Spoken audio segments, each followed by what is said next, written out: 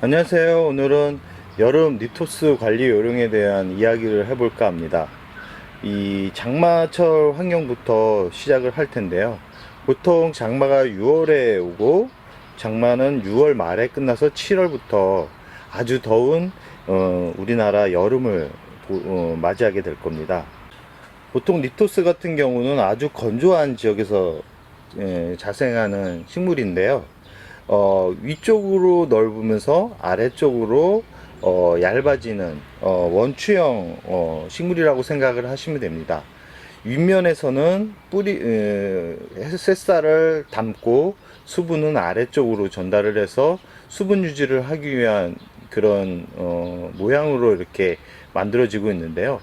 자생지에서는 우리나라처럼 이렇게 화분에 심어진 것처럼 이게 볼록 튀어나와 있는 게 아니라 이, 이 상단부의 10% 정도만 보이고 나머지는 땅속 아래에 이렇게 머물러 있다라고 생각을 하시면 됩니다. 리토스 같은 경우는 보통 성장하는 시기가 4월, 5월, 9월, 10월, 11월에 이렇게 성장을 합니다. 보통 이제 겨울 같은 경우는 새로운 이제 신엽이 발생하는 시기라고 생각하시면 됩니다. 겉에 있는 표피가 죽고 그 안에서 새로운 잎이 만들어지는 시기라고 생각을 하시면 되고요.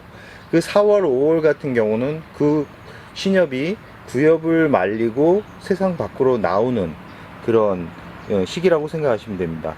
이 영상에 보이시면 리토스가 속에 있는 부분이 삐적 튀어나온 것을 볼 수 있는데요. 저게 신엽이 4월, 5월 성장을 시작으로 이렇게 올라오는 겁니다. 보통 이때 관수를 어떻게 해줘야 되냐면, 보통 저 같은 경우는 대략 2주, 12일 간격으로 물을 주었는데, 이 환경에 따라 이것도 다릅니다. 리토스 같은 경우는 강한 이 직광에서 자라는 것보다는 은은하게 햇살이 들어오는 환경에서 크는 것을 좋아하기 때문에 일반 베란다 같은 경우는 3주 간격으로 주시는 게 오히려 좋다라고 생각을 합니다. 이렇게 4월, 5월 성장을 어느 정도 하다 보면 이제 우리나라에 이제 6, 7, 8 장마부터 여름까지의 계절을 맞이하게 되는데요. 이 리토스 같은 경우는 그때까지 아마 탈피가 어느 정도 완료가 됐을 확률이 높습니다. 이 탈피가 완료되면 이 리토스 같은 경우는 그늘로 완전 옮겨 주신 다음에 물을 주시면 안 됩니다.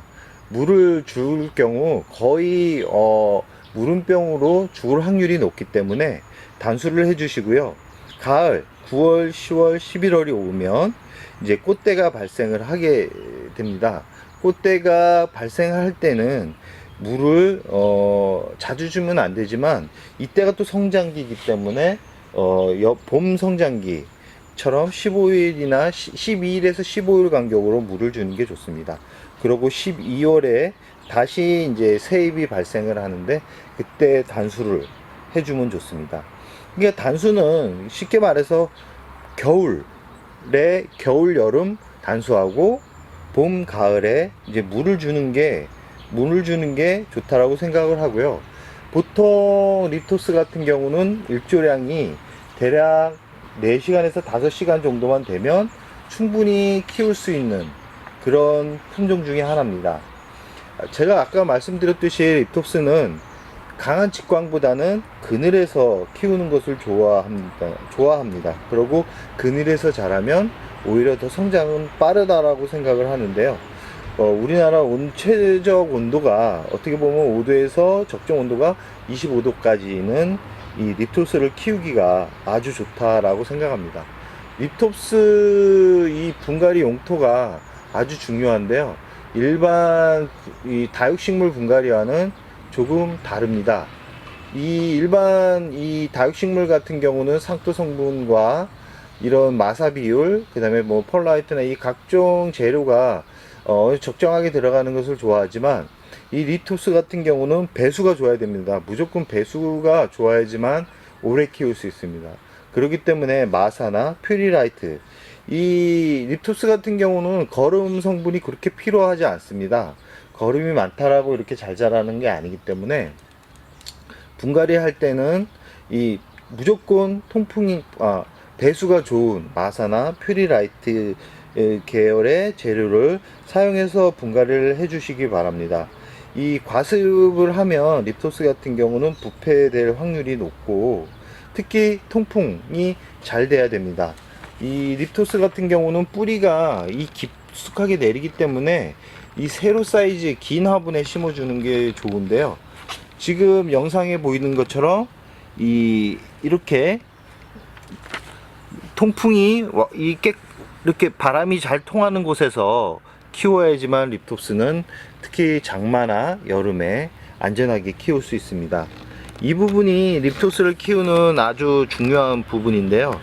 립토스는 아까도 말씀드렸듯이 영양분이 그렇게 필요하지 않습니다. 물마름이 좋고 배수가 좋은, 그러고 통풍이 잘 되는 곳에서 키우면 큰 무리 없이 이렇게 키울 수 있는데요. 이 분갈이 시기도 이게 중요합니다. 분갈이 시기가 중요한데 이 분갈이는 대략적으로 이제 봄에 하시는 분들이 많은데, 저 같은 경우는 봄이 오기 전에 이제 시작을 하는데, 이 뿌리를, 저 같은 경우는 립토스 같은 경우는 뿌리를 거의 다 제거를 합니다. 왜냐면 이 죽은 뿌리가 이 옆에 있는 뿌리에 더 안 좋은 영향을 미치기 때문에, 립토스 같은 경우는 오히려 뿌리를 완벽하게 잘라서 새 뿌리를 내리는 것을 추천드립니다. 또한 립토스 같은 경우는 이 물을 줄 때 이 살균제를 이 용기에 이렇게 어느 정도 적정한 양에 맞춰서 비율을 맞춰 가지고 약물에 담가 주는 걸 좋은데요. 이때 칼슘제를 같이 넣어 가지고 저면간수로 물을 충분히 주면 립토스를 키우는데 성장시 아주 좋은 영향을 미칠 거라고 생각합니다. 그럼 우리나라 6, 7월 관리법에 대해서 이야기를 하면서 마무리할까 합니다. 이 장마가 오면 분명 해는 3, 4일 간격으로 나오거나 아니면 일주일 내내 이 해가 들지 않을 확률이 높습니다. 그러면 대부분 립토스들이 웃자라기 시작합니다. 웃자라게 되면 이 무름병이 올 확률이 높고 얘의 건강 상태가 좋아지지 않습니다. 그렇기 때문에 이때 단수를 하라는 이유가 이 웃자람을 예방을 하기 위해서 그럽니다. 또한 립토스는 25도가 넘어가면 몸살을 하게 됩니다. 몸살을 하게 되는데 거기에 수분까지 있을 경우 당연히 무름병이 올 확률이 높겠죠. 그렇기 때문에 꼭 이 장마부터 여름까지는 단수를 하는 게 좋다라고 생각을 합니다. 6월까지 최소 6월 초까지는 이 저면관수를 통해서 물을 충분히 주십시오. 그 충분히 줄 때 이 약재 다이세넴이나 아니면 이 살균제를 희석해서 같이 주는 것도 여름에 곰팡이병으로부터 이 립토스를 보호하는 그런 중요한 영향을 미치는 재료가 될 수가 있습니다. 장마 기간에 가장 또 중요한 부분이 이 햇빛 관리가 될 텐데요. 햇살을 어느 정도 보여줘야지만 다육이는 예쁘게 자랍니다. 그리고 건강 상태도 좋아지는데요. 우리나라 장마 기간은 솔직히 해가 나왔다 비가 왔다 이를 반복적으로 하는데요. 동남아 기후가 된지 동남아 기후라고 생각하시면 될 것 같습니다. 다만 이 국지성 호우가 내리거나 멈췄을 때 강한 햇살이 나오면 이 기온이 확 올라가는 찜질방 환경이 되어버리는데요. 이때 이제 립토스가 가장 힘들 거라고 생각합니다. 그럴 때 이럴 때는 선풍기를 통해서 이 화분 속 수분을 어느 정도 말려주는 게 좋은데, 립토스 가정 내에서 키우는 립토스 가격이 그렇게 비싼 가격이 아닐 거라고 생각합니다. 작년에 어떤 말까지 나왔냐면 방울복랑금이 되게 비쌌습니다. 방울복랑금이 비싸다 보니까 방울복랑금 하나 죽어나가는 바에는 에어컨을 틀어서 방화복로 하나 팔면 에어컨 여름을 날 수 있는 에어컨 전기세가 나온다라는 말이 있을 정도로 우스갯소리가 있을 정도였기 때문에 에어컨을 틀어줌으로써 이 습도를 낮추는 방법도 있지만 리토스 가격이 그렇게 높지 않기 때문에 이 전기세 부분을 감당하기는 좀 힘들 거라고 생각하지만, 이게 아주 습도가 높을 때는 에어컨을 통해서 습도를 낮추는 것도 좋습니다. 아까 말씀드렸듯이 장마 전주 정도에 마이신 계열에 있는 살균제를 살포해서 곰팡이를 방지하는 게 장마를 안전하게 보내는 방법 중에 하나고, 절대 물을 6월 초 이후로는 물을 주시지 않았으면 합니다. 그리고 햇빛은 한 4시간 정도를 보여주는데, 이 갑작스러운 직강이 들어오면 이 리토스 표면에 화상을 입을 가능성이 높기 때문에 은은한 자리에 배치를 하는 게 좋습니다. 그리고 화분은 가로 사이즈보다는 세로 사이즈가 긴 화분에 심어주는 게 좋습니다. 왜냐하면 리토스는 뿌리가 깊게 내립니다. 뿌리가 깊게 내리기 때문에 꼭 세로 사이즈의 화분에 심어주고, 또한 마지막 물을 줄 때 마이신 계열의 약재를 같이 넣어서 물을 관수를 하는 게 좋습니다. 예전에 제가 예전 제가 리토스를 처음 키웠을 때 한 6, 7년 전이었나요? 6, 7년 전에 어떤 분이 이 곰팡이가 쓸면 락스를 이용해서 곰팡이를 제거해 준다라는 이런 분이 있어가지고 한번 실험을 해봤는데, 비율만 맞추면 의외로 효과는 좋았습니다. 그렇지만 저 같은 경우는 한두 번 사용하고 말았는데, 그 이유는 혹시나 하는 혹시 위험하지 않을까 해서 한번 사용하고 말았는데요.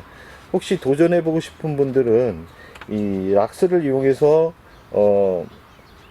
곰팡이를 제거해 주는 것도 좋다고 생각합니다. 이 락스 비율은 어떻게 되냐면 물 2리터에 1mg, 그러니까 거의 락스를 넣지 않은 상태에서 희석을 해서 이제 분사를 해 주는 건데, 이 몸체에 뿌려지면 안 됩니다. 몸체에 뿌려지면 안 되고, 이 지금 그 화장토 위에 올라와 있는 그 마사나 뭐 에스라이트 소재 그 주위에 뿌려줘야지만